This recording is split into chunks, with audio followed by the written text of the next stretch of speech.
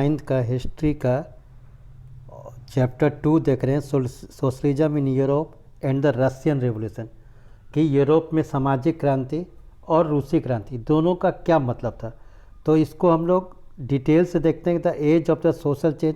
लेकिन इस वीडियो में पहले हम लोग चर्चा जो करेंगे इसको हिंदी में पूरी कहानी को बता देंगे और वहाँ से ये इसको आगे बढ़ाएंगे नेक्स्ट वीडियो में। तो सबसे पहले एज ऑफ सोशल चेंज, तो पिछले चैप्टर आपने पढ़ चुका है कि in the previous chapter you read about the powerful idea of freedom and quality. क्या पिछले चैप्टर में देख चुके हैं कि आप किस चीज़ का, जैसे पिछले चैप्टर क्या थी, फ्रेंच रेवोल्यूशन थी, तो वहाँ पर आपने देख लिया किस तरह से फ्रीडम और इक्वलिटी पूरे यूरोप में पहुँचा। फ्रेंच जो रिवोल्यूशन था वो एक दरवाज़ा खोल दिया possibility to creating dramatic change in the which society was structure, कि जिस तरह का समाज बदना हुआ है उसको कैसे चेंज किया गया। तो as you read before the 18th century society was broadly divided into state, कि 3 स्टेट बटा हुआ था या किसी और इसी तरीके का ऊंच नीच बचा हुआ था। लेकिन सडनली अचानक आफ्टर द रेवोल्यूशन, फ्रेंच जो फ्रांसीसी क्रांति या फ्रेंच रेवोल्यूशन के बाद जाके ऐसा लगने लगा कि सब चेंजेज हुआ। लेकिन ये चाहे many part of the world including Europe, Asia और new idea about individual right who control space, social power began to discuss, कि हर जगह चर्चा होने लगा कि समाज का पावर क्या है, चाहे यूरोप हो, एशिया हो, किसी जगह पे। अगर इंडिया की बात करते हैं तो इंडिया में था राजा राम मोहन राय और डेरिजियो जो था, वो talk the significance of the French revolution. उन्होंने बात किया इसके महत्व को कि जो फ्रेंच रेवोल्यूशन, फ्रांसीसी क्रांति, उसका क्या काम था, उसका महत्व क्या था, उसका इंपॉर्टेंस क्या था। Many other debated the idea of the post revolutionary Europe, Europe में लगा। लेकिन यूरोप में सब कुछ ऐसा नहीं था, सभी लोग नहीं चाहते थे कि यहाँ पर ऐसा हो। कैसे नहीं चाहते थे कि not everyone Europe Haber wanted A complete transformation of the society, कि पूरा परिवर्तन समाज को नहीं चाहते थे। कुछ लोग चाहते थे कि जो रेडिकल थे धीरे धीरे हो, कुछ लोग जो थे कंजर्वेटिव थे वो चाहते थे कि रूढ़िवादी जिसको कहा जाए, कुछ नहीं चाहते थे, और जो लिबरल थे वो पूरी तरह चाहते थे इसको छोड़ दिया जाए। लेकिन what did these terms really mean in the context of time, सभी का इसका मतलब क्या उस समय में। What separate these strength of the politics, ये तीनों में क्या अंतर है। We must remember that these term do not mean the same thing at that context all time, कि सब जगह, जैसे अगर फ्रेंच में देखा तो लिबरल का मीनिंग ये है, या फिर आप देखते हैं रेडिकल का मीनिंग ये है, या कंजर्वेटिव का ये, वो इसमें नहीं है। तो इसी को हम लोग देखेंगे कि इसकी चर्चा करेंगे through the revolution in Russia, कि रशिया जो रूसी क्रांति के through socialism become one of the major significant, कि समाजवाद जहाँ पर कोई अमीर कोई गरीब नहीं होगा, सब इक्वल होगा, इसकी चर्चा इस चैप्टर में करेंगे। अब यहाँ पर ये बात उठता है कि अगर इसको चर्चा कर रहे हैं तो हम लोग यहाँ पर ये देखेंगे कि किस तरीके से, मतलब इसकी जो चर्चा करेंगे किस तरीके से, मतलब यहाँ पर इसको समझा जाए। तो इसको पूरे चैप्टर को हम लोग हिंदी में एक बार देख लेते हैं, और हिंदी में देखने के बाद जाके जहाँ पर इसको आप ज़्यादा क्लियर कट होंगे, ऐसे इसको शॉर्टकट में जैसे नोट्स में है तो उसमें भी ध्यान दे सकते हैं कि यहाँ पर क्लास 9 का चैप्टर 2 को what was the Russian revolution, रूसी क्रांति क्या थी, 2 revolution that lead to the demise of tsarist regime of the Russia, कि रशिया का 2 रीजन था, कैसे यूएसएसआर बना, कि यूनाइटेड सोवियत सोवरिन रशिया बना, ये किस तरीके से बना, टाइम पीरियड क्या होगा कि फरवरी से लेकर अक्टूबर 17 तक, ये 2 टर्म जो है ये दोनों की चर्चा यहाँ पर करेंगे। तो इसको हम लोग आइए नोट्स में देखते हैं कि जो हिंदी नोट्स जैसे जिस तरह से लिया गया इसमें देखते हैं। अगर यहाँ इसको ध्यान देंगे आप तो यहाँ पर इसको जब देखेंगे तो यहाँ पर जो रूसी क्रांति कि ये कैसे क्या हुआ, तो वर्ष 1917 माने 1917 का वो दौर था जब पूरी दुनिया फर्स्ट वर्ल्ड वार से जूझ रही थी, प्रथम विश्व युद्ध से जूझ रही थी। लेकिन क्रांति के बाद रूस ने स्वयं को युद्ध से अलग रखा। लेकिन जब जैसे ही फर्स्ट रिवोल्यूशन हुआ तो रूस ने उससे जब देखा कि वहाँ पर जब रशिया रिवोल्यूशन स्टार्ट हो गया, रूसी क्रांति स्टार्ट हो गई, तो उसने फर्स्ट वर्ल्ड वार से हाथ पीछे हटा लिया। लेकिन यदि वर्ष 1917 में क्रांति नहीं हुई थी तो दुनिया का शकल और कुछ भी हो सकता था। इस लेख में रूसी क्रांति से संबंधित सभी बिंदुओं पर चर्चा की है। क्रांति का पृष्ठभूमि कि बेस कहाँ से शुरू हुआ था, क्यों रिवोल्यूशन, जो फ्रांस में जो रिवोल्यूशन हुआ था 1700 जो 89 में क्रांति हुई थी फ्रेंच रेवोल्यूशन, तो वो अचानक 1917 में कैसे प्रारंभ हो गया। तो इसकी चर्चा करते हैं 20th सेंचुरी से, मतलब 20th सेंचुरी में 1906 से, कि अरब में रूस में कौन राजा था, जार निकोलस सेकंड का शासन था। वह एक तानाशाह था, वो एक डिक्टेटरशिप था जिसकी नीतियाँ जनता के बीच लोकप्रिय नहीं थी। जब रूस जापान से हार गया 1905 में, जैसे हम बताएं कि 906 के हम लोग देख रहे सीन को, तो 1905 में वो रूस जो है जापान से हार गया, तो जार का विरोध जो है पूरी चरम सीमा में पहुंच गया। अब क्या हो गया कि 9 जनवरी 1905 को रूसी श्रमिकों, जो लेबर थी, रशियन लेबर थे जो काम करते थे, चाहे पिट्सबर्ग में, ये जो पेट्सबर्ग में या फिर जो मैक्सिको के पास में, तो उन्होंने एक जत्था लेकर अपने बीवी बच्चों के साथ जार को ज्ञापन सौंपने के लिए निकला। ये इसको समझना होगा कि उन्होंने एक ज्ञापन समझा जिसमें कहते हैं मेमोरेंडम, कि उसने लिखा कि उसको उन लोगों को क्या होगा। लेकिन सेंट पीटर्सबर्ग, जहाँ पर बहुत सारे कारखाने थे, में उन पर गोलियां बरसा दी गई और यह घटना इतिहास में ब्लडी संडे के नाम से जानी जाती है। यानी याद रखिएगा 9 जनवरी 1905, इसको हम लोग ब्लडी संडे के नाम से जानते हैं, और हजारों की संख्या में लोग मारे गए और समूचे रूस में जार के विरुद्ध प्रदर्शन होने लगा। यानी पूरा रूस में जो था, रूस में जो है जार के अगेंस्ट प्रदर्शन होने लगा। जार निकोलस समझौता करने को विवश हो गया। यानी जो अगर इस घटना को, जो सेंट पीटर्स वाला घटना को या ब्लडी संडे को कहते हैं, जो 9 जनवरी 1905 को, उसके बाद जब जार निकोलस था उसको लगा कि ये खतरनाक हो सकता है, और उसने अक्टूबर घोषणा पर जो था अक्टूबर डिक्लेरेशन तैयार किया, जिसमें एक निर्वाचित संसद होगा, यानी ड्यूमा होगा, जैसे यहाँ पर इंडियन पार्लियामेंट है, करने की बात कही गई। हालांकि बाद में जार अक्टूबर घोषणा पास से वह जो है वो मुकर गया। अब क्या हुआ, जहाँ एक और जार अपने वादों पर टिका नहीं, वहीं ड्यूमा पर रूसी जनता की आकांक्षाओं पर खरा नहीं उतर पाया। यानी जो ड्यूमा जो था, जो संसद था, पार्लियामेंट था, वो मतलब कि अब जिस तरीके से जनता चाहता था कि वो जनता के लिए काम करेगा, वो नहीं होने लगा।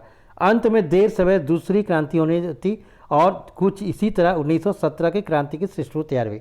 यानी 1906 में जब ये अक्टूबर रेवोल्यूशन 1905 ये सब हुआ, तो ये इसमें बात नहीं माना गया। अब यहाँ देखना है कि जो अगर देख रहे हैं कि सेंट पीटर्सबर्ग का एक वर्ड जब आया था कि वहाँ पर क्या था, कारखाना है, और उस कारखाना में लोग दिन रात काम करते थे, लोगों का टाइम नहीं था, ड्यूरेशन नहीं था, कितना घंटा काम करना है, और मैंने उसका रहने के लिए घर भी नहीं था, स्वास्थ्य सुविधा भी नहीं थी। तो ये एक मेन रीजन लगा। लेकिन और क्या क्या काउजेज हैं रेवोल्यूशन, क्या क्या कारण थे, तो किसी के पास ज़मीन था, किसी के पास ज़मीन नहीं था, और जिसका ज़मीन नहीं था वो गुलाम थे। तो भूमि सुधारों की विफलता, यानी जो लैंड रिफॉर्मेशन हुआ वो सफल नहीं हुआ।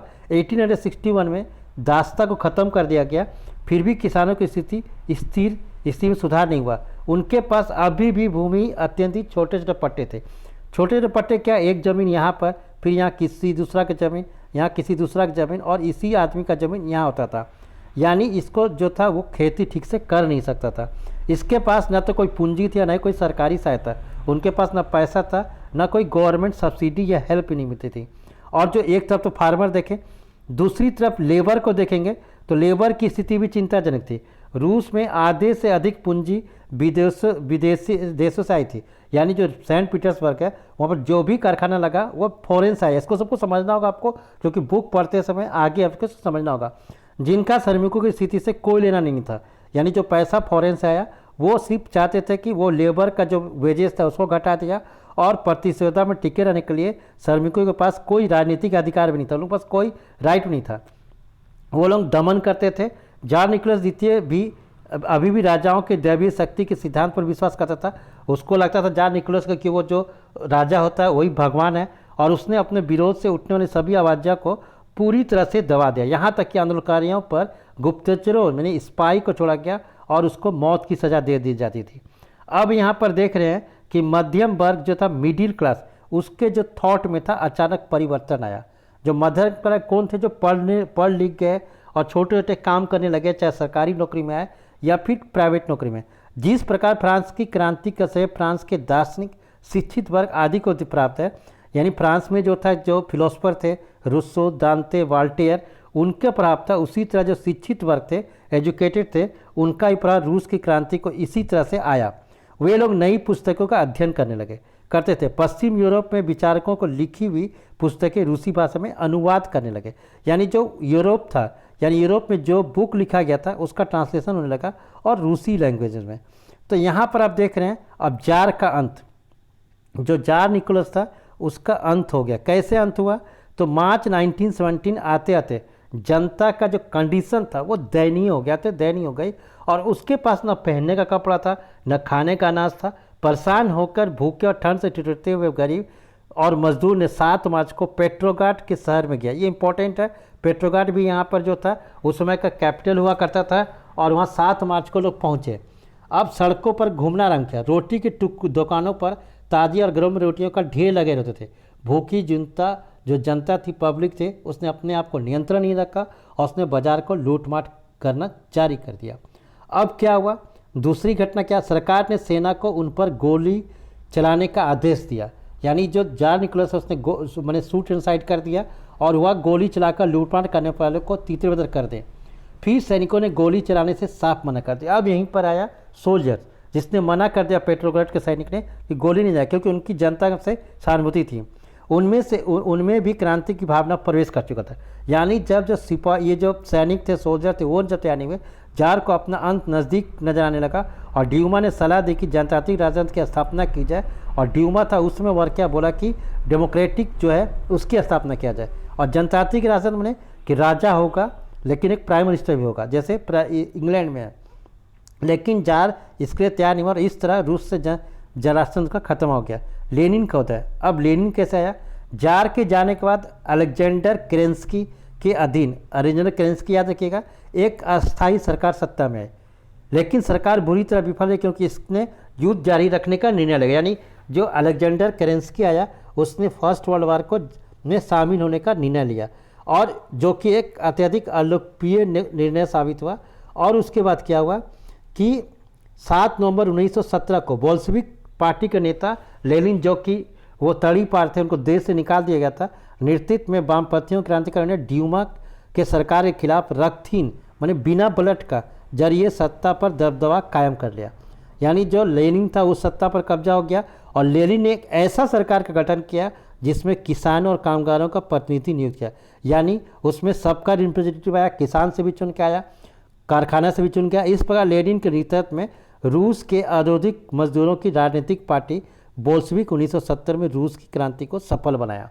यानी जो लेनिन था, बोल्शेविक जो पार्टी था, उसने 1970 का जो रिवोल्यूशन हुआ उसको सफल बनाया। लेकिन रूसी क्रांति के सबक क्या क्या इसका लेसन मिलता है हमको, जो रशियन रिवोल्यूशन से, अभिजात वर्ग, जो उच्च वर्ग है, या चर्च का निरंकुशता का अंत, जो चर्च था वो अपने आप को सुप्रीम मानता था, उसका अंत हो गया। सबसे बढ़कर यह कि कम्युनिस्ट दर्शन और मार्क्सवादी विचारों की विजय हुई। अब यहाँ पर कार्ल मार्क्स आता है, उसका जो सिद्धांत था दास कैपिटल बुक में जिसने लिखा, उसने यह हुआ, और पहली बार जो लेबर था वो वर्ग सत्ता में आया। यानी लेबर जो था वो सत्ता में पहुँच गया। निश्चित था जब लेबर पहुँचा तो उनके कामों में सुधार होगा। जाति, रंग और लिंग के आधार पर भेदभाव का निवारण हुआ। यानी अब कोई भी जो काम था वो माने कास्ट या कलर या सेक्स के आधार पर नहीं होता था, और कार्य करने का अधिकार एक संवैधानिक अधिकार बन गया। यानी काम करने का अधिकार संवैधानिक बन गया, को रोजगार देना राज्य का कर्तव्य बन गया। अब सोवियत संघ राष्ट्र संघ का निर्माण हुआ। जैसे ही मैंने टॉपिक स्टार्ट किया था यूएसएसआर का, अब इसका निर्माण हुआ, और अंतर्राष्ट्रीय स्तर पर क्रांति को बढ़ावा देने के लिए कम्युनिस्ट इंटरनेशनल का गठन हुआ। यानी एक और गठन हुआ कम्युनिस्ट इंटरनेशनल, और कई देशों में कम्युनिस्ट पार्टी बनाई गई, और सोवियत संघ दुनिया और कम्युनिस्ट आंदोलन का नेता बनकर उभरा। जो काम नहीं कर सकता उसे खाने का अधिकार नहीं है। यानी यहाँ पर एक गायक सिद्धांत आया कि काम करना होगा, रोटी मिलेगा। श्रमिकों के सम्मान की दृष्टि से देखे जाने की शुरुआत हुई, और साम्राज्यवाद को समाप्त करने के लिए पूरे विश्व की समाजवादी अभियान से चला गया। यानी जो ना काम नहीं करता, यानी कैपिटलिस्ट, वो काम करवाता है तो उसको खाने का अधिकार नहीं था, यानी लेबर की बात होने लगी। अब वर्तमान दौर में रूसी क्रांति का प्रश्न था। आज के समय में देखें तो रूसी क्रांति का क्या इंपॉर्टेंस है। मार्क्स का विश्लेषण की महत्ता आज भी बरकरार है, कि मार्क्स जो था उसका जो इम्पोर्टेंट है, दास कैपिटल लिखा है, वो आज भी बरकरार है, चाहे 2020 चल रहा है। क्योंकि यदि विश्व की पूंजीवाद अर्थव्यवस्था को आधुनिक अध्ययन किया जाए तो यह प्रवृत्ति सामने आती है कि आर्थिक मंदी या फिर सूचना प्रौद्योगिकी माध्यम से रोजगार सृजना के संबंधित खतरे पूंजीवाद के ही कारण थे। यानी एम्प्लॉयमेंट नहीं मिल पाएगा, सरकार का होना चाहिए। जैसे आज बीजेपी गवर्नमेंट प्राइवेटाइजेशन करने की शुरुआत की रेलवे में, तो यह गलत हो सकता है भविष्य में अगर इस थ्योरी को माने। तो आज के पूंजीवाद यानी नव उदारवादी पूंजीवाद ने हमारे पर्यावरण को मानी क्षति पहुंचाई है। जो कैपिटलिस्ट था वो पेड़ को काटते चले गए, जो क्लाइमेट चेंज हुआ, और मार्क्सवाद और समाजवाद इन समस्याओं को समाधान प्रस्तुत कर सकता है और एक टिकाऊ समझ के लिए। तो यहाँ पर एक कंक्लूजन देखेंगे तो विश्व एक वैकल्पिक व्यवस्था की स्थापना के प्रथम प्रयास के लिए बोल्शेविक क्रांति जो था वो हमेशा प्रेरणा रहेगा, देते रहेगा। यानी पूरे वर्ल्ड में एक और रिवोल्यूशन जो है बोल्शेविक रिवोल्यूशन या रशियन रिवोल्यूशन, वो एक व्यवस्था दिया समाजवाद का। दरअसल समाजवादी लोकतंत्र का भारत में विशेष महत्व है। यानी यहाँ पर जो इंपॉर्टेंस हम लोग का कि हम लोग डेमोक्रेटिक रिपब्लिक हैं, तो क्या देश और समाज के कल्याण के नाम पर व्यक्तिगत अधिकारों को दबाने की प्रवृत्ति जोर पकड़ रही है। यानी समाज और कल्याण होना चाहिए, समाज के अंतिम जन तक यानी अंतिम व्यक्ति तक सरकार की पहुंच और सबको रोजगार देने की ज़रूरत है, तब भी थी और आज भी है।